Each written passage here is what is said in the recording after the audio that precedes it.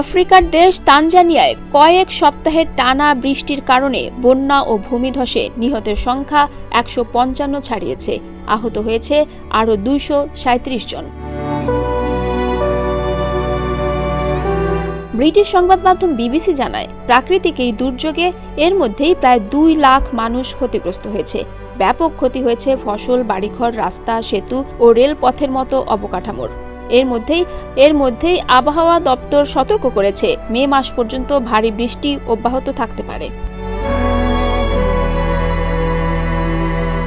ভারী বৃষ্টি হচ্ছে প্রতিবেশী কেনিয়া ও বুরুন্ডিতেও।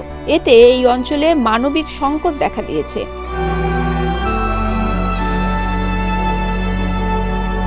কেনিয়ার প্রেসিডেন্ট উইলিয়াম রুটো সেনাবাহিনীকে উদ্ধার অভিযানে সহায়তা করার নির্দেশ দিয়েছেন। এই দেশটিতেও ভারী বৃষ্টি রাজধানী নাইরোবি সহ দেশের বড় অংশে আঘাত এনেছে। এতে বস্তি এলাকায় বাড়িঘর, আসবাবপত্র এবং অন্যান্য জিনিসপত্র সহ বহু জিনিস পানিতে ভেসে গেছে।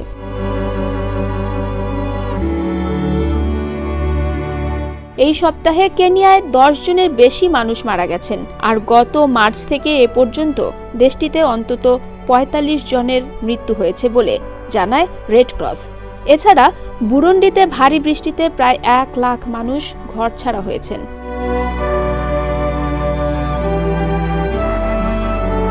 এদিকে পশ্চিম আফ্রিকার দেশ নাইজেরিয়ায় ভারী বৃষ্টিতে ক্ষতিগ্রস্ত কারাগার থেকে অন্তত ১১৮ বন্দী পালিয়ে গেছেন। বুধবার রাতে নাইজেরিয়ার রাজধানীর কাছে সুলেজা কারাগারে এ ঘটনা ঘটে।